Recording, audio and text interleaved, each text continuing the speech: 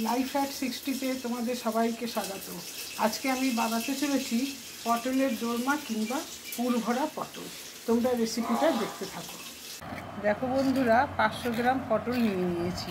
পটলটাকে এইভাবে আস্তে আস্তে করে এইভাবে, খোসাটা পুরো সারাবো না, ওপরের একটুখানি এইভাবে রোগড়ে আমরা তুলে নেব। এই দেখো, এইভাবে জাস্ট আমরা করে রেখে দেবো, ব্যাস। এই দেখো, ওপর নিচের মুখটা ছাড়িয়ে নিতে পারো কিংবা নাও পারো। এইভাবে করে আমরা পুরো পটলটাকে রেখে নিচ্ছি। পটলটাকে আমরা এইভাবে মধ্যখান থেকে একটুখানি চিরা লাগিয়ে, এই দেখো এইভাবে পটলটাকে আমরা এইভাবে একটুখানি চিরা লাগিয়ে, এই দেখো এর ভিতরে সব এগুলো আমরা বার করে নিচ্ছি, বীজগুলো। সব বীজ বেরিয়ে গেছে। এইভাবে আমরা পুরো পটলটা করে রাখবো। দেখো, এইবার আমি নুন নিয়ে পটলের ভিতরে লাগিয়ে দিচ্ছি। এই দেখো, এইভাবে নুনটা আমরা লাগিয়ে নেব সব পটলগুলোতে। অল্প অল্প করে তোমরা লাগাতে থাকবে। এই দেখো, দেখো আমি পটলের পুর তৈরি করার জন্য কড়াইতে আমি 2 চামচের মতন সর্ষের তেল দিলাম। এইবার আমি 1/2 চামচের মতন জিরে দিলাম। এরপরে একে একে আমি দিতে থাকবো রসুন কুচি দিলাম, আদা কুচি দিচ্ছি। দেখো,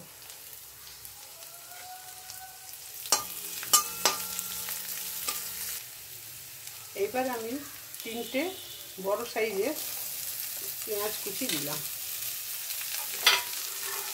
পেঁয়াজ কুচি দেওয়ার পরে এবারে আমি কালকে যে বীজগুলো বার করেছিলাম পটল থেকে, সেই বীজগুলো বার করে এই দেখো এগুলো এবার আমি দিয়ে দিচ্ছি।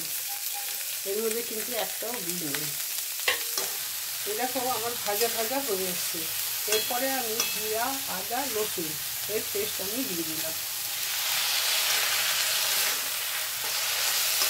এরপরে দিচ্ছি আমি 1/2 চামচের মতন হলুদ গুঁড়ো, 1 চামচের মতন লঙ্কা গুঁড়ো দিয়ে এবার 3 থেকে 4 মিনিট আমি ভালোভাবে এটা ফ্রাই করব। দিচ্ছি 1/2 চামচের মতন নুন। দেখো বন্ধুরা, আমার পটলের পুর তৈরি হয়ে গেছে, ভাজা ভাজা হয়ে গেছে। এবার আমি এটাকে ঠান্ডা করছি, তারপরে আমি পটলের ভেতরে ভরবো।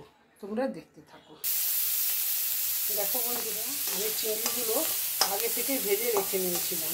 এবার এই চিংড়ির মধ্যে আমি সেই পুরটা মিলিয়ে নিচ্ছি।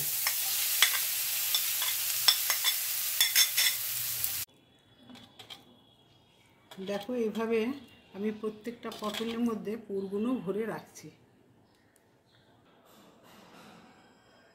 দেখো, আমার সব পটলের মধ্যে পুরগুলো ভরা হয়ে গেছে। এই দেখো, এবার আমি এগুলোকে হালকা করে সুতো দিয়ে বেঁধে দেবো।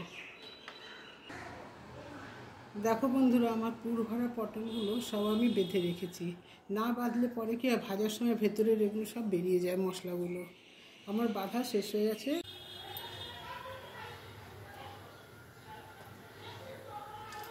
এই দেখো, এবার আমি সর্ষের তেল কড়াইতে দিলাম। এই দেখো, দিয়ে এবার আমি একটা একটা করে পটলগুলো ছাড়তে যাচ্ছি। একদম খুব কম ফ্লেমে আমি ভাজবো।